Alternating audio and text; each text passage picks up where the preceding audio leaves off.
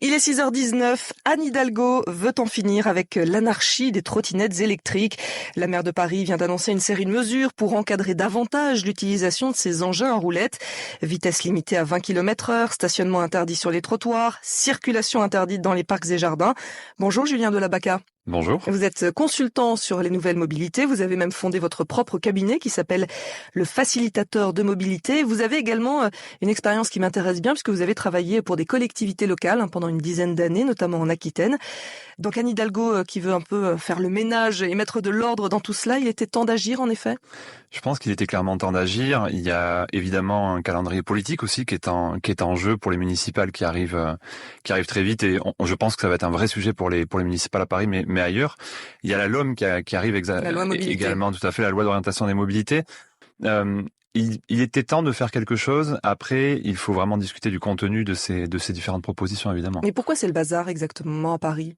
C'est un C'est le problème de bazar. comportement, c'est un problème d'espace public, c'est quoi? C'est le bazar à Paris, c'est le bazar ailleurs, parce que nous ne sommes pas habitués à voir arriver des opérateurs qui viennent de l'extérieur. Nous ne sommes pas habitués à gérer l'espace public avec ce type d'opérateur.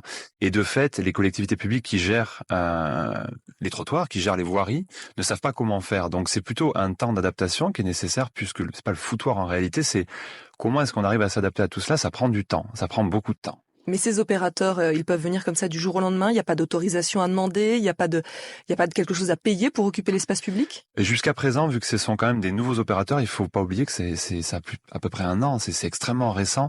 Non, il n'y avait pas vraiment de réglementation. C'est exactement ce qui est en train de se mettre en place petit à petit.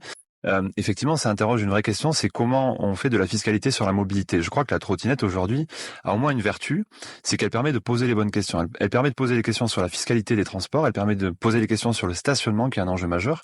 Et enfin, elle permet de poser des vraies questions sur l'intermodalité. Donc finalement, au lieu de les voir comme un grand bazar, on peut peut-être se dire qu'elles sont un espèce de petit rappel de qu'est-ce qu'il faut qu'on fasse aujourd'hui.